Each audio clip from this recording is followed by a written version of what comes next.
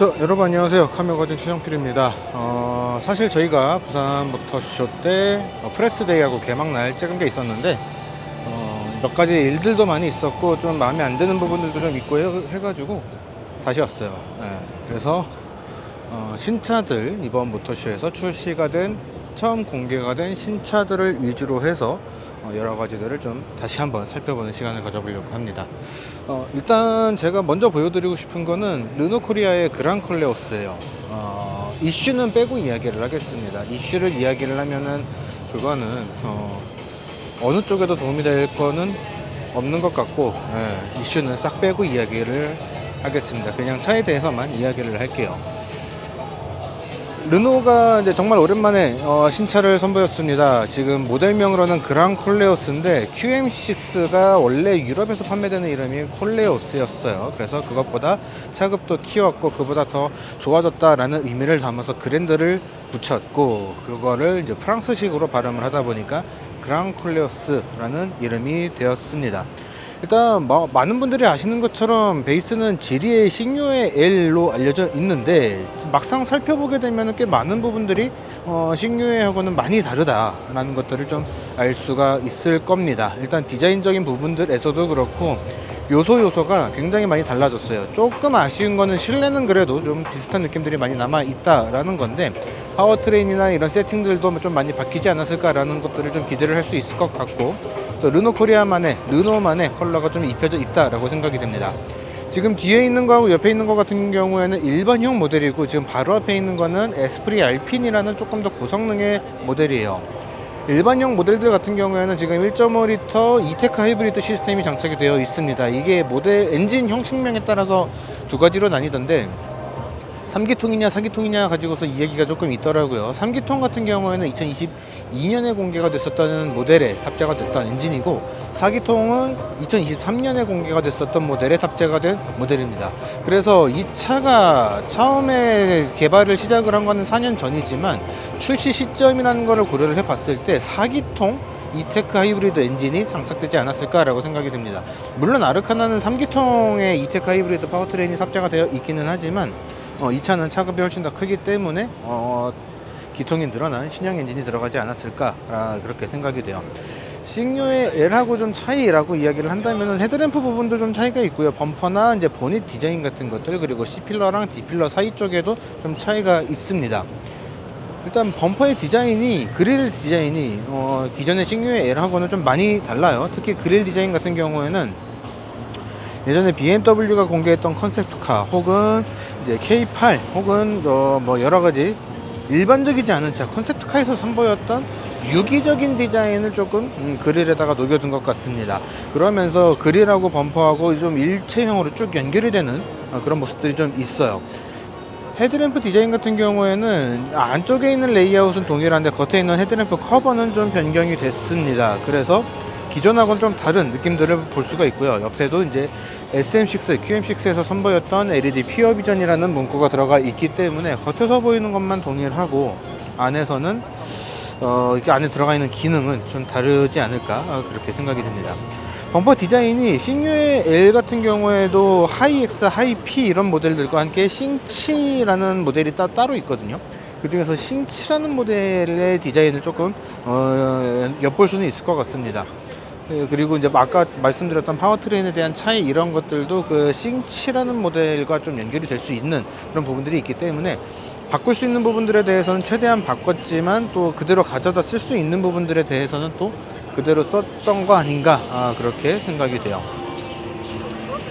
이번에 르노의 로고가 조금 더 심플하게 바뀌었는데, 그 로고가 요 차명하고 전체적인 차의 느낌하고 좀 잘 어울리는 것 같습니다. 근데 이제 그랑콜레오스라는 게 공식적인 차명인데 뒤에도 그랑콜레오스라고 붙여줬으면 어땠을까라는 아쉬움이 조금 들기는 해요. 전체적인 건 나쁘진 않은데, 테일램프 디자인 같은 경우에는 몇몇 차들이 좀 떠오를 것 같습니다. 링컨의 노틸러스가 떠오를 수도 있고요, 아우디의 Q8이 떠오를 수도 있을 것 같아요. 싱유의 L하고 동일한 디자인을 그대로 적용을 하게 됐는데, 전체적인 형상하고 비교를 한다면 나쁘지 않은 형태가 적용이 되어 있는 것 같습니다. 트렁크 공간은 꽤 넓거든요.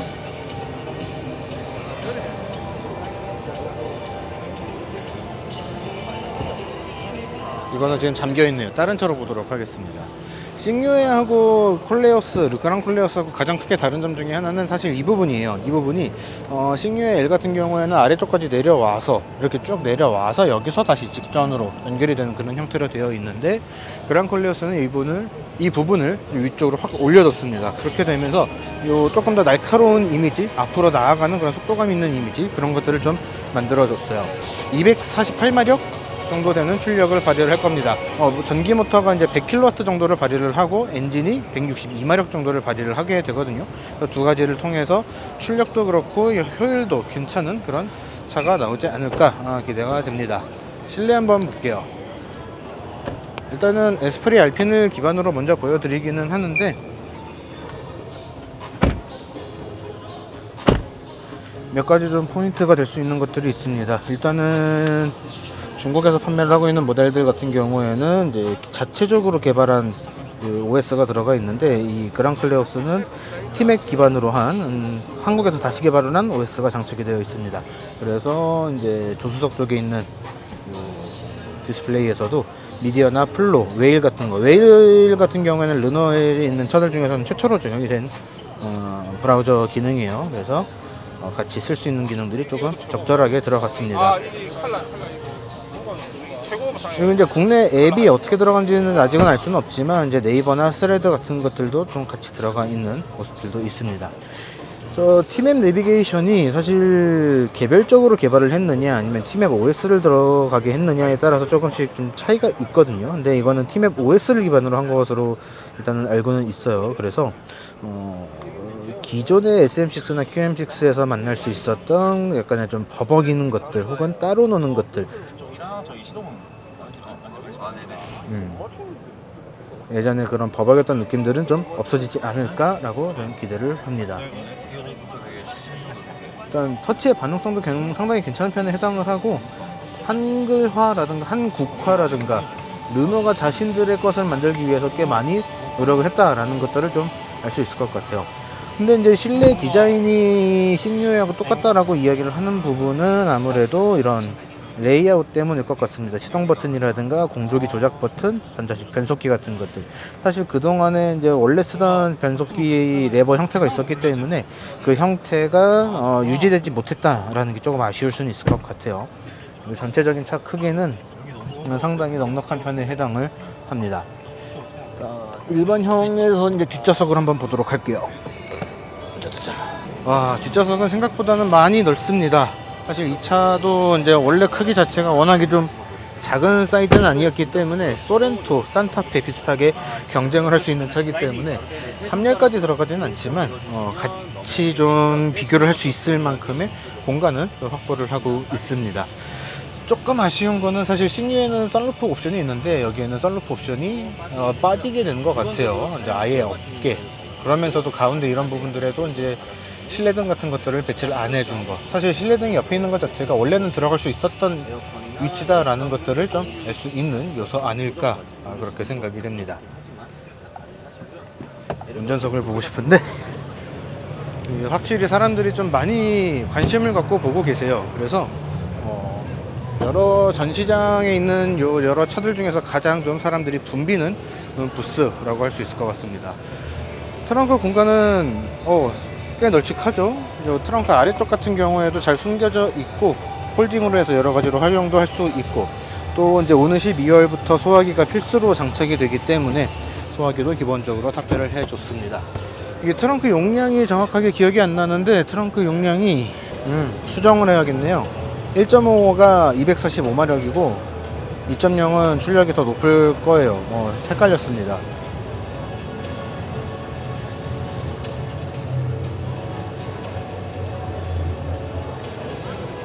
터보, 전기 모터, 이런 거는 좀 정보를 같이 좀 잘 줬으면 좋겠어요. 2.0 터보를 해놓고서 전기 모터가 들어갔고 숫자는 아무것도 없고, 이테크는 1.5라고 하면서 풀 하이브리드 이제 이렇게 나눠두니까 좀 매칭이 안 돼요. 트렁크 용량에 대한 숫자가 없는데, 아이고 그새 누가 다 드셨네.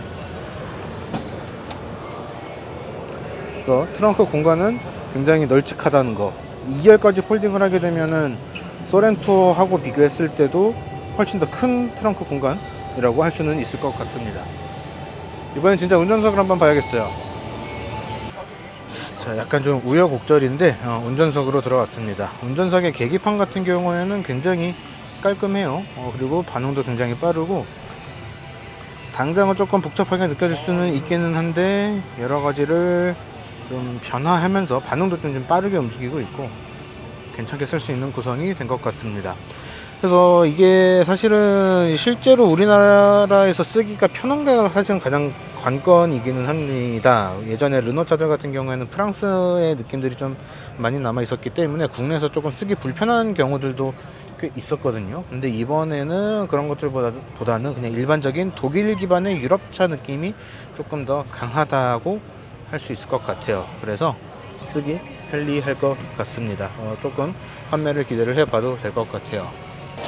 그리고 계속해서 느꼈던 건데, 문을 열고 닫을 때, 특히 열 때 지나치게 좀 부드럽게 열리는 느낌들이 있어요. 요거는 잘 만든 거면 잘 만든 거, 아니면은 아닌 거 좀 굉장히 많이 갈릴 것 같은데 개인적으로는 나쁘지 않은 것 같습니다. 너무 무겁지 않게 열리는 느낌들이 좀 있기 때문에 괜찮은 느낌인 것 같아요. 지금 국내 판매 가격이 공식적으로 나오진 않았지만 대략적으로 3천만원 후반대에서 4천만원 초반대로 나오게 될 것이다 라는 이야기가 있습니다. 실제로 가격이 얼마로 나오게 될지는 모르겠지만 나쁘지 않은 가격으로 나와서 좀 판매도 좀 잘 이루어졌으면 좋겠다 라고 생각이 되네요. 사실 저는 처음 보는 차인데 기존에 한번 공개가 됐었던 차인 세니까지 보여드리고 마무리하도록 하겠습니다. 자, 당장에 살 수 있는 차가 아니라서 그런지 그랑콜레오스보다는 세닉에 대한 관심은 조금 적은 것 같아요. 근데 세닉도 국내에 들어올 예정이기 때문에 이것도 같이 좀 유심히 보시면은 좋을 것 같습니다. 외관의 디자인은 이제 그랑콜레오스하고 비슷하게 조금 이제 껍질이 깨지는 듯한 그런 느낌의 그래픽 같이 들어가 있고, 옆쪽에 주간주행 등이 좀 독특하게 들어가 있는 모습들이 있죠. 그리고 전체적인 차의 크기는 그랑콜레오스보다는 조금 더 작아서 코나보다 조금 더 큰 느낌들이 있습니다. 휠 디자인 굉장히 독특하네요. 충전 포트 앞쪽에 자리를 하고 있고, 약간 이제 플러시도어 핸들이 또 적용이 되어 있습니다.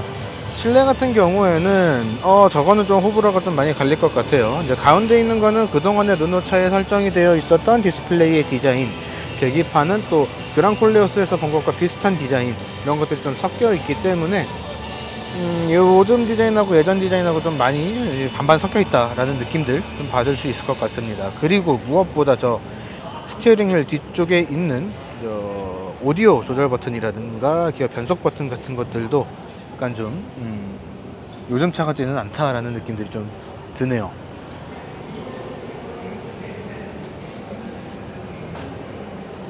뒤쪽은 그래도 굉장히 예뻐요. 그랑콜레오스하고 좀 많이 달라가지고 통일이 안 되는 느낌들도 좀 있기는 한데 디자인 자체가 나쁜 건 아닌 것 같습니다. 그래서 이 차가 만약에 국내에 들어온다면 이 차도 좀 보조금을 적극적으로 받을 수 있는 가격대로 설정을 해서 좀 잘 판매가 됐으면 좋겠다, 그렇게 생각이 되네요. 일단 가장 큰 거는 최근에 있었던 이슈를 잘 마무리를 하는 것이라고 생각을 합니다. 실제로 그런 의도가 있었기 때문에 그런 사건이 벌어진 건지, 어떻게 처리를 하고 있는지 저희도 관심 있게 지켜보고 있지만 아직까지 알고 있는 내용은 없어요. 그냥 좀 잘 해결이 됐으면 좋겠다. 그래서 자동차 시장에서 사실 그런 이슈가 있는 게 바람직하진 않거든요. 그래서 바람직한 결과가 나올 수 있는 결정을 했으면 좋겠다. 그 정도로 마무리를 하겠습니다.